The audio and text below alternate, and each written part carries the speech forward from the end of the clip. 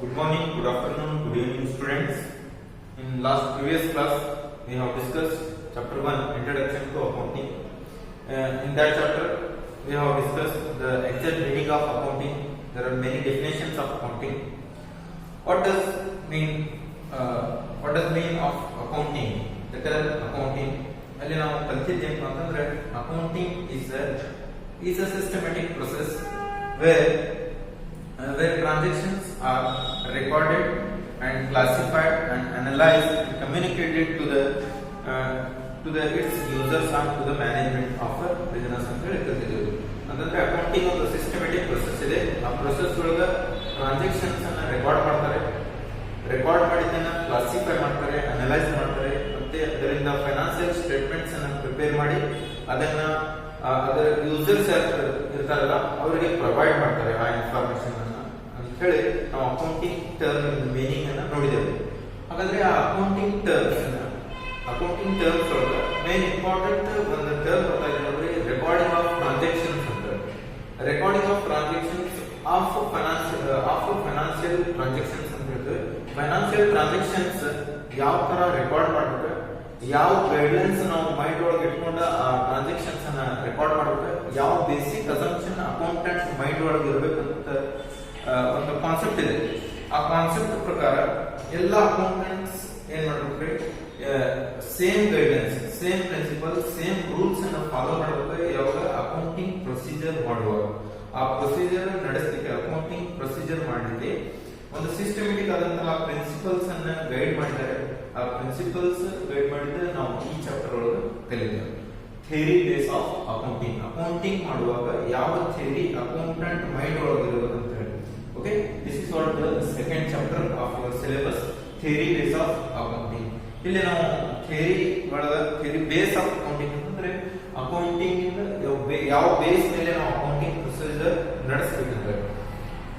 First ಒಂದು ಬರ್ತದೆ FASB ಅಂತ, ಫೈನಾನ್ಷಿಯಲ್ ಅಕೌಂಟಿಂಗ್ ಸ್ಟ್ಯಾಂಡರ್ಡ್ ಬೋರ್ಡ್ ಅಂತ ಹೇಳಿ. ಈ ಫೈನಾನ್ಷಿಯಲ್ ಅಕೌಂಟಿಂಗ್ ಸ್ಟ್ಯಾಂಡರ್ಡ್ ಬೋರ್ಡ್ ಇದೆಯಲ್ಲ ಅದು ಒಂದು ಬೋರ್ಡ್. ಇವಾಗ ಫಾರ್ ಎಕ್ಸಾಂಪಲ್ ನೀವು PUC ಎಕ್ಸಾಮ್ ಬರೀತಾ ಇದ್ರೆ PUC ಟೋಟಲ್ ಪ್ರೊಸೀಜರ್ ಏನಿದೆ ಅನ್ನೋದು ಅದನ್ನ ಕರ್ನಾಟಕ PU ಬೋರ್ಡ್ ನಾವು ನಡೆಸ್ತಾರೆ. ಅದಕ್ಕೆ ಗೈಡ್ಲೈನ್ಸ್, ರೂಲ್ಸ್, ರೆಗ್ಯುಲೇಷನ್ಸ್ ಎಲ್ಲ ಯಾರು ಪ್ರೊವೈಡ್ ಮಾಡ್ತಾ ಇದಾರೆ? Karnataka PU board. ಆ ಡಿಪಾರ್ಟ್ಮೆಂಟ್ ಇಂದ ನಿಮ್ಗೆ ಏನು ಗೈಡ್ಲೈನ್ಸ್ ಬರ್ತದ ಅದ ಪ್ರಕಾರ ಸೆಕೆಂಡ್ PUC ನೀವು ಕಂಪ್ಲೀಟ್ ಮಾಡ್ತೀರಿ. ಎಕ್ಸಾಮ್ ಪ್ರೊಸೀಜರ್ ಆಗಿರ್ಬೋದು, ಫೀಸ್ ಪೇಮೆಂಟ್ ಪ್ರೊಸೀಜರ್ ಆಗಿರ್ಬೋದು, ಇದೆಲ್ಲ ಅದು ಪ್ರೊಸೀಜರ್, ಅದಕ್ಕೆ ಗೈಡ್ಲೈನ್ಸ್, ರೂಲ್ಸ್, ರೆಗ್ಯುಲೇಷನ್ ಯಾರು ಪ್ರೊವೈಡ್ ಮಾಡ್ತಾ ಇದಾರೆ? Karnataka PU board. ಅದೇ ತರ ಇಲ್ಲಿ ಅಕೌಂಟಿಂಗ್ ಪ್ರೊಸೀಜರ್ ಮಾಡಲಿಕ್ಕೆ, ಅಕೌಂಟಿಂಗ್ ಅನ್ನ ನಡೆಸಲಿಕ್ಕೆ ಒಂದು guidelines, rules, regulations, convention, concept, basic assumptions ಅನ್ನ ಪ್ರೊವೈಡ್ ಮಾಡಲಿಕ್ಕೆ ಒಂದು ಬೋರ್ಡ್ ಇದೆ. That is called financial accounting standard board. Financial accounting standard board.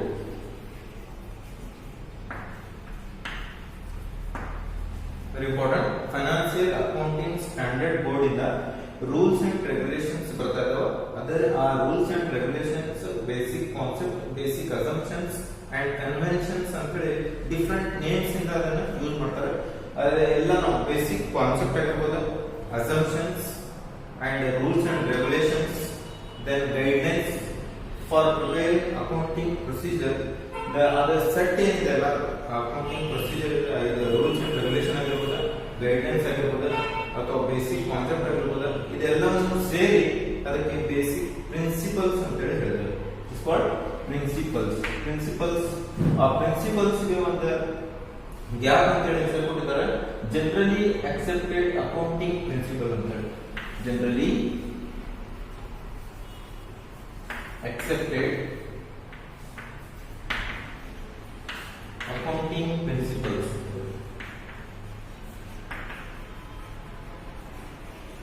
ನೋಡ್ರಿ, ಯಾವುದೋ ಅಕೌಂಟೆಂಟ್ ಆಗಿರ್ಬೋದು, ಅಕೌಂಟಿಂಗ್ ಪ್ರೊಸೀಜರ್ ಮಾಡುವಾಗ ಈ ಜನರಲ್ ಅಕೌಂಟಿಂಗ್ ಪ್ರಿನ್ಸಿಪಲ್ಸ್ ಏನಲ್ವಲ್ಲ ಅದನ್ನ ಅಕ್ಸೆಪ್ಟ್ ಮಾಡ್ಕೊಂಡ ಅದರದ ಪ್ರಕಾರ ಆ ಅಕೌಂಟಿಂಗ್ ಪ್ರೊಸೀಜರ್ ಅನ್ನ ನಡೆಸ್ಕೊಂಡು ಹೋಗ್ಬೇಕು ಅಂತ ಹೇಳಿ ಈ ಗ್ಯಾಪ್ ಹೇಳ್ತಾರೆ. ಹಾಗಾದ್ರೆ ಇಲ್ಲಿ ಬೇಸಿಕ್ ಸ್ವಲ್ಪ ಕಾನ್ಸೆಪ್ಟ್ ಬರ್ತಾವ. ಆ ಕಾನ್ಸೆಪ್ಟ್ ಮೈಂಡ್ ಒಳಗೆ ಇರ್ಬೇಕು. ಆ ಕಾನ್ಸೆಪ್ಟ್ ಯಾವ ಕಾನ್ಸೆಪ್ಟ್ ಏನ್ ಹೇಳ್ತದೆ ಅಂತ ಹೇಳಿ ನಾವು ಅಕೌಂಟಿಂಗ್ ಪ್ರೊಸೀಜರ್ ಮಾಡುವಾಗ ನೆನಪಲ್ಲಿ ಇಟ್ಕೋಬೇಕು. ಹಾಗಾದ್ರೆ ಆ ಬೇಸಿಕ್ ಅಕೌಂಟಿಂಗ್ ಕಾನ್ಸೆಪ್ಟ್ಸ್ ಅನ್ನ ನೋಡೋದಾದ್ರೆ first one concept, money measurement concept, going concern concept, accounting period concept, ಏನು many more ಅದಾವ ಅದನ್ನ ಹೇಳ್ತಾ ಹೋಗ್ತೀನಿ. First one is business entity concept. Business entity concept. According to this concept, ಈ ಪ್ರತಿ ಕಾನ್ಸೆಪ್ಟ್ ಏನಿದೆ ಅಲ್ಲ ಅದರಲ್ಲಿ ಡಿಫ್ರೆಂಟ್ ಐಡಿಯಾಸ್ ಇದಾವ, ಡಿಫ್ರೆಂಟ್ ಅಸಂಪ್ಷನ್ಸ್ ಇದಾವ. ಆ ಅಸಂಪ್ಷನ್ಸ್ ನಾವು ಮೈಂಡ್ ಒಳಗೆ ಇಟ್ಕೋಬೇಕಾಗ್ತದೆ ಅಕೌಂಟಿಂಗ್ ಪ್ರೊಸೀಜರ್ ಮಾಡುವಾಗ. ಹಾಗಾದ್ರೆ ಬಿಸಿನೆಸ್ ಎಂಟಿಟಿ ಕಾನ್ಸೆಪ್ಟ್ ಏನ್ ಹೇಳ್ತದೆ ನೋಡ್ರಿ. According to this concept, according to business entity concept, every business is separate entity, every business unit is a separate entity and its owner is a separate entity. ಅಂದ್ರೆ business ಮತ್ತೆ ಅದರ owner, business owner ಯಾರಿದಾರಲ್ಲ ಅವರು ಎರಡು separate ಆಗಿರ್ತಾರೆ, ಅವ್ರ ನಡುವೆ ಒಂದು difference ಇರ್ತದೆ ಅಂತ ಹೇಳಿ. ಫಾರ್ ಎಕ್ಸಾಂಪಲ್ ಒಂದು ಬಿಸಿನೆಸ್ ಇದೆ, ಅದರ ಓನರ್ ಇದ್ದಾರೆ. ಓನರ್ ಅಂಡ್ ಬಿಸಿನೆಸ್ ನಡುವೆ ಅಲ್ಲಿ there is a gap, there is a difference. Business is a separate entity and owner is separate entity. ಇಲ್ಲಿ ಬಿಸಿನೆಸ್ ಮತ್ತು ಓನರ್ ಒಂದೇ ಅಲ್ಲ, ಇವರು ಎರಡು ಜನ ಬೇರೆ ಬೇರೆ ಅಂತ ಹೇಳಿ ನಾವು ಟ್ರೀಟ್ ಮಾಡಬೇಕಾಗ್ತದೆ. ಇಲ್ಲಿ ಯಾವ ತರ ಟ್ರೀಟ್ಮೆಂಟ್ ಯಾವ ತರ ಮಾಡೋದಂದ್ರೆ, ಇವಾಗ ಓನರ್ಸ್ ಇಲ್ಲಿ ಬಿಸಿನೆಸ್ ನಡೆಸಲಿಕ್ಕೆ ಕ್ಯಾಪಿಟಲ್ ಅನ್ನ ಇನ್ವೆಸ್ಟ್ಮೆಂಟ್ ಮಾಡಿರ್ತಾರೆ. ಆ ಕ್ಯಾಪಿಟಲ್ ಮಾಡಿದ್ದನ್ನ ಇದು ಓನರ್ ಕಡೆಯಿಂದ ತಗೊಂಡಿದ್ದ ಆಗಿರ್ಬೋದು ಅಥವಾ ಹೊರಗಿಂದ ಯಾರೋ ಒಬ್ಬರ ಕಡೆಯಿಂದ ನಾವು ತಗೊಂಡಿದ್ದು ಅಂತ ಹೇಳಿ ತಿಳ್ಕೊಬೇಕಾಗ್ತದೆ. ಯಾಕಂದ್ರೆ business is separate, owner is separate. Okay, next ಅದೇ ತರ money measurement concept. According to this concept, every business transaction has its monetary value. Every business transaction have to be in monetary terms. ಅಂತಂದ್ರೆ ಯಾವುದೋ business ಒಳಗೆ ನಾವು ಯಾವುದೋ activity ನಡೆಸ್ಲಿ, ಯಾವುದೋ ಒಂದು transactions ನಡೆಸ್ಲಿ, ಅದಕ್ಕೆ ಒಂದು ಮಾನಿಟರಿ ವ್ಯಾಲ್ಯೂ ಅನ್ನು ಕೊಡಬೇಕಾಗ್ತದೆ. Without monetary value we can't record any transactions. ಇಲ್ಲಿ ನಾವು ಯಾವುದೋ ಟ್ರಾನ್ಸಾಕ್ಷನ್ಸ್ ಅನ್ನ ರೆಕಾರ್ಡ್ ಮಾಡ್ಕೊಂಡ್ರೆ ಅದಕ್ಕೆ ಒಂದು ಮನಿ ಮೆಜರ್ಮೆಂಟ್ ಇರಬೇಕು. ಅಂದ್ರೆ ಅದಕ್ಕೆ ಒಂದು terms money value of terms in money ಅಂತ ಹೇಳಿ ಇರ್ತದೆ.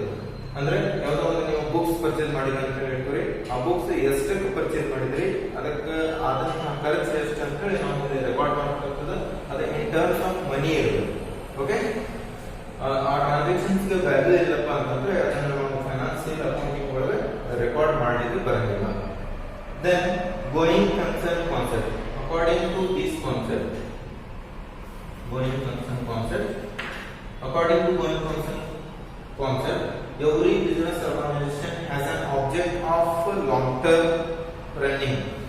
ನೋಡಿ, ಯಾವುದೋ ಒಂದು ಬಿಸಿನೆಸ್ ಅಲ್ಲಿ ಅದು ಸ್ಟಾರ್ಟ್ ಮಾಡುವಾಗ ಒಂದು ಮೇನ್ ಆಬ್ಜೆಕ್ಟ್ ಅನ್ನು ಇಟ್ಕೊಂಡಿರ್ತಾರೆ. ಆ ಆಬ್ಜೆಕ್ಟ್ ಏನಪ್ಪಾ ಅಂತಂದ್ರೆ ಈ ಬಿಸಿನೆಸ್ ನಾವು ಶಾರ್ಟ್ ಟರ್ಮ್ ಒಳಗೆ ಕಂಪ್ಲೀಟ್ ಮಾಡೋದಿಲ್ಲ, ಇದನ್ನ ಲಾಂಗ್ ಟರ್ಮ್ ಒಳಗೆ ರನ್ ಮಾಡ್ಕೊಂಡು ಅಂತ ಹೇಳಿ ಒಂದು ವಿಷನ್ ಅನ್ನ ಇಟ್ಕೊಂಡಿರ್ತಾರೆ. ಅದಕ್ಕೆ ನಾವು ಗೋಯಿಂಗ್ ಕನ್ಸರ್ನ್ ಕಾನ್ಸೆಪ್ಟ್ ಪ್ರಕಾರ ಹೇಳ್ತಾರೆ. ಅಂದ್ರೆ ಆ ಬಿಸಿನೆಸ್ ಇವಾಗ ನೋಡ್ರಿ, ಆ ಬಿಸಿನೆಸ್ ಒಳಗೆ ಇರುವಂತಹ ಓನರ್ಸ್ ಆಗಿರ್ಬೋದು, ಎಂಪ್ಲಾಯೀಸ್, ಲೇಬರ್ಸ್ ಅವ್ರು ಚೇಂಜ್ ಆಗ್ತಾರೆ. ಬಟ್ ಬಿಸಿನೆಸ್ ಆರ್ಗನೈಸೇಷನ್ ಏನಿದೆಲ್ಲ, ಕಂಪನಿ ಏನಿದೆಲ್ಲ ಅದು ಕಾನ್ಸ್ಟೆಂಟ್ ಆಗಿರ್ತದೆ. ಲಾಂಗ್ ಟರ್ಮ್ ವರೆಗೂ ಅದು ಕಂಟಿನ್ಯೂ ಆಗಿ ರನ್ ಆಗ್ತಾ ಇರ್ತದೆ ಅಂತ ಹೇಳಿ. ಎಕ್ಸಾಂಪಲ್, ಒಂದು ಶಾಪ್ ಇದೆ ಅಂತ ಹೇಳಿರ್ತೀವಿ, ಆ ಶಾಪ್ ಅನ್ನ ಸ್ಟಾರ್ಟ್ ಮಾಡುವಾಗ ಒಂದು ಆಬ್ಜೆಕ್ಟ್ ಏನಿರ್ತಪ್ಪ ಅಂತಂದ್ರೆ ಆ ಶಾಪ್ ಅನ್ನ ಕಂಟಿನ್ಯೂಸ್ ಆಗಿ ನಡೆಸಬೇಕು. ಅದ್ರ ಓನರ್ ಚೇಂಜ್ ಆಗ್ಬೋದು, ಅಲ್ಲಿ ಎಂಪ್ಲಾಯೀಸ್ ಏನು ವರ್ಕ್ ಮಾಡ್ತಿರ್ತಾರಲ್ಲ ಅವ್ರು ಚೇಂಜ್ ಆಗ್ಬೋದು, ಬಟ್ ಅಲ್ಲಿ ಇರುವಂತಹ ಶಾಪ್ ಏನಿದೆ ಅಲ್ಲ ಅದು ಲಾಂಗ್ ಟರ್ಮ್ ರನ್ ಆಗ್ತದೆ ಅಂತ ಹೇಳಿ ದಿಸ್ ಕಾನ್ಸೆಪ್ಟ್ ಹೇಳ್ತಾರೆ. ಓಕೆ, ಯಾವುದೋ ಬಿಸಿನೆಸ್ ಅಲ್ಲಿ ಅದರದ ಮೇನ್ ಆಬ್ಜೆಕ್ಟ್ ಏನ್ರಿ ಲಾಂಗ್ ಟರ್ಮ್ ರನ್ ಆಗ್ಬೇಕಂತ. Then accounting period concept. ಇಲ್ಲಿ ನಾವು ಅಕೌಂಟಿಂಗ್ ಪ್ರೊಸೀಜರ್ ಒಳಗ ಒಂದು ಪೀರಿಯಡ್ ಅನ್ನ ತಗೊಂತೇವೆ, ಒಂದು ಟೈಮ್ ತಗೊಂತೇವೆ. ಅಂತಂದ್ರೆ 1 ಇಯರ್ ಅನ್ನ ನಾವು ಸಪರೇಟ್ ಆಗಿ ಕೆಲಸ ಮಾಡ್ತೇವೆ. ಇವಾಗ ಯಾವ ತರ ಜನವರಿಯಿಂದ ಡಿಸೆಂಬರ್ ವರೆಗೂ 1 ಇಯರ್ ಅಂತ ಹೇಳಿ ನಾವು ನಾರ್ಮಲ್ ಇಯರ್ ತಗೊಂತೇವಲ್ಲ, ಅದೇ ತರ ಅಕೌಂಟಿಂಗ್ ಪ್ರೊಸೀಜರ್ ಒಳಗ ಒಂದು ಕ್ಯಾಲ್ಕುಲೇಷನ್ ಮಾಡ್ಲಿಕ್ಕೆ ಒಂದು ಸಪರೇಟ್ ಆದಂತಹ ಇಯರ್ ಅನ್ನ ಸ್ಟಾರ್ಟ್ ಮಾಡಿದ್ದಾರೆ. ಆ ಇಯರ್ ಯಾವಾಗ ಸ್ಟಾರ್ಟ್ ಆಗ್ತದಪ್ಪ ಅಂತಂದ್ರೆ from 1st April. From 1st April, accounting period starting from 1st April to 31st March. 31st March. End with 31st March. ಯಾವಾಗ ಸ್ಟಾರ್ಟ್ ಆಗ್ತದೆ ನೋಡ್ರಿ, from every 1st of April. ಇದು first month April start ಆಗಿ next year ಅದ next year 31st March end ಆಗ್ತದೆ. Okay, ಯಾವಾಗ ನಾವು accounting procedure ಅನ್ನು ಸ್ಟಾರ್ಟ್ ಮಾಡಬೇಕಂದ್ರೆ 1 ಇಯರ್ ಟ್ರಾನ್ಸಾಕ್ಷನ್ಸ್ ನಾವು ರೆಕಾರ್ಡ್ ಮಾಡಬೇಕಂದ್ರೆ ಏಪ್ರಿಲ್ 1st ಇಂದ ಸ್ಟಾರ್ಟ್ ಮಾಡ್ಕೊಂಡು 31st ಮಾರ್ಚ್ ವರೆಗೂ ಎಷ್ಟು ಆಕ್ಟಿವಿಟೀಸ್ ಆ ಬಿಸಿನೆಸ್ ಒಳಗೆ ಆಗಿರ್ತಾವ, ಎಷ್ಟು ಟ್ರಾನ್ಸಾಕ್ಷನ್ಸ್ ಆ ಬಿಸಿನೆಸ್ ಒಳಗೆ ನಡೆಸಿರ್ತಾರಲ್ಲ ಅವನ್ನೆಲ್ಲ ನಾವು ಈ ಪೀರಿಯಡ್ ಒಳಗೆ ಮಾತ್ರ ರೆಕಾರ್ಡ್ ಮಾಡಬಹುದು. Okay, this is what accounting period ಅಂತ ಹೇಳಿ ಹೇಳ್ತಾರೆ. According to which concept? Accounting period concept. Accounting year starts with 1st April and ends with 31st March of every year. Okay, now accounting ನಾವು ಯಾವುದೋ ಒಂದು account statements ಅನ್ನು prepare ಮಾಡ್ತಾ ಇದ್ದೀವಿ ಅಂತ ಹೇಳ್ತೀವಿ. ಆ ಸ್ಟೇಟ್ಮೆಂಟ್ಸ್ ಒಳಗೆ ರೆಕಾರ್ಡ್ ಮಾಡುವಂತಹ ಟ್ರಾನ್ಸಾಕ್ಷನ್ಸ್ ಎಫೆಕ್ಟ್ಸ್ ಯಾವಾಗ ಆಗಿರುತ್ತೆ? From 1st April and ends with 31st March ವರೆಗೂ ಆದಂತಹ ಟ್ರಾನ್ಸಾಕ್ಷನ್ಸ್ ಅನ್ನು ನಾವು ಮಾತ್ರ ಇಲ್ಲಿ ರೆಕಾರ್ಡ್ ಮಾಡಬೇಕು. ಉಳಿದಂತಹ ಟ್ರಾನ್ಸಾಕ್ಷನ್ಸ್ ಅದು ಪ್ರಿವಿಯಸ್ ಇಯರ್ ಮತ್ತು ನೆಕ್ಸ್ಟ್ ಇಯರ್ ಅಂತ ಹೇಳಿ ಕನ್ಸಿಡರ್ ಮಾಡಬೇಕು. ನೋಡ್ರಿ, ಬಿಫೋರ್ ಏಪ್ರಿಲ್ 1st ಸಪೋಸ್ ಇದು ಏಪ್ರಿಲ್ 1 2019 ಇದೆ, 31st ಮಾರ್ಚ್ 2020 ಅಂತ ಹೇಳಿ ಆಗ್ತದೆ. This is year is called 1920. ಯಾಕಪ್ಪ ಅಂತಂದ್ರೆ ಇಲ್ಲಿ ಏಪ್ರಿಲ್ ಇಂದ ಡಿಸೆಂಬರ್ ವರೆಗೂ ಏನಿದೆ 2019 ಇದೆ, ಜನವರಿಯಿಂದ ಮಾರ್ಚ್ ವರೆಗೂ 2020 ಇದೆ. So this year is called 1920. Okay, ಇಲ್ಲಿ ನೋಡ್ರಿ, ಇದು ಯಾವ ತರ ಇರ್ತದೆ? ಇಲ್ಲಿ 9 ಮಂತ್ಸ್ ಇರ್ತದೆ, ಇಲ್ಲಿ 3 ಮಂತ್ಸ್ ಇರ್ತದೆ. ಗೆಟಿಂಗ್ 9 ಮಂತ್ಸ್ 1 ಇಯರ್ ಒಳಗೆ ಅಂತಂದ್ರೆ ನೆಕ್ಸ್ಟ್ ಇಯರ್ 3 ಮಂತ್ಸ್ ಇನ್ನೊಂದು ಇಯರ್ ಒಳಗೆ ಇರ್ತದೆ. ಅದಕ್ಕೆ ನಾವು 1920 ಅಂತ ಹೇಳಿ ಈ ತರ ಒಂದೇ ಇಯರ್ ಅನ್ನ 2 ಇಯರ್ಸ್ ನ ಇನ್ಕ್ಲೂಡ್ ಮಾಡಿ ಹೇಳ್ತಾರೆ. ಹಾಗಾದ್ರೆ ಇಲ್ಲಿ ಪ್ರೀವಿಯಸ್ ಇಯರ್, ನೆಕ್ಸ್ಟ್ ಇಯರ್ ಅಂತ ಹೇಳಿ ಎರಡು ಕಾನ್ಸೆಪ್ಟ್ ಬರ್ತಾವ. ಇದಕ್ಕಿಂತ ಬಿಫೋರ್ 2018 ಒಳಗೆ ಆದಂತಹ ಎಲ್ಲಾ ಟ್ರಾನ್ಸಾಕ್ಷನ್ಸ್ ನಾವು ರೆಕಾರ್ಡ್ ಮಾಡಬೇಕು ಅಂತಂದ್ರೆ that is considered as previous years transactions. ಈ ಇಯರ್ ಒಳಗೆ ಆದಂತಹ ಟ್ರಾನ್ಸಾಕ್ಷನ್ಸ್ ರೆಕಾರ್ಡ್ ಮಾಡಬೇಕಪ್ಪ ಅಂತಂದ್ರೆ that is called previous years transactions ಅಂತ ಹೇಳಿ ಹೇಳ್ತಾರೆ. ದೆನ್ 2021 ಒಳಗೆ ಆದಂತಹ ಟ್ರಾನ್ಸಾಕ್ಷನ್ಸ್ ನಾವು ಈ ಇಯರ್ ಒಳಗೆ ರೆಕಾರ್ಡ್ ಮಾಡಬೇಕಪ್ಪ ಅಂತಂದ್ರೆ ಆಗುವಂತಹ ಡೀಮ್ಡ್ ಟು ಬಿ ಅಂದ್ರೆ ಆಗುವಂತಹ ಅಸ್ಯೂಮ್ ಟು ಬಿ ಆಗ್ತಾವ ಅಂತ ಹೇಳಿ ಅಸ್ಯೂಮ್ ಮಾಡುವಂತಹ ಟ್ರಾನ್ಸಾಕ್ಷನ್ಸ್ ನಾವು ಏನಂತ ಹೇಳ್ತೇವೆ?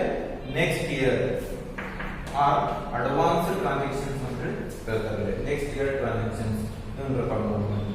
Then this is current year. ಯಾವ ಇಯರ್ ನಾವು ಫೈನಾನ್ಸಿಯಲ್ ಟ್ರಾನ್ಸಾಕ್ಷನ್ಸ್ ಅನ್ನ ರೆಕಾರ್ಡ್ ಮಾಡ್ತಾ ಇದ್ದೇವೆ, ಯಾವ ಇಯರ್ ಫೈನಾನ್ಸಿಯಲ್ ರಿಪೋರ್ಟ್ಸ್ ಅನ್ನ ನಾವು ಪ್ರಿಪೇರ್ ಮಾಡ್ತಾ ಇದ್ದೇವೆ, that is called current year. Suppose ನಿಮ್ಗೆ ಪ್ರಾಬ್ಲಮ್ ಕೊಟ್ಟಿರ್ತಾರೆ 2016 to 2017 ಅಂತ ಹೇಳಿ, that is what current year. ಅದರ ಪ್ರಿವಿಯಸ್ ಇಯರ್ 2015 ಆಗಿರ್ತದೆ, ನೆಕ್ಸ್ಟ್ ಇಯರ್ 2018 ಆಗಿರ್ತದೆ. ಈ ತರ ಇಲ್ಲಿ ಕಾನ್ಸೆಪ್ಟ್ ಇರ್ತದೆ. Okay, this is what the basic accounting concepts. ಇನ್ನು ನೆಕ್ಸ್ಟ್ ಕಾನ್ಸೆಪ್ಟ್ ಬರ್ತಾವ ನಂಬರ್ 5, ನಂಬರ್ 6 ಅಂತ ಹೇಳಿ ಅಲ್ಲಿ ಹೇಳ್ತಾವೆ.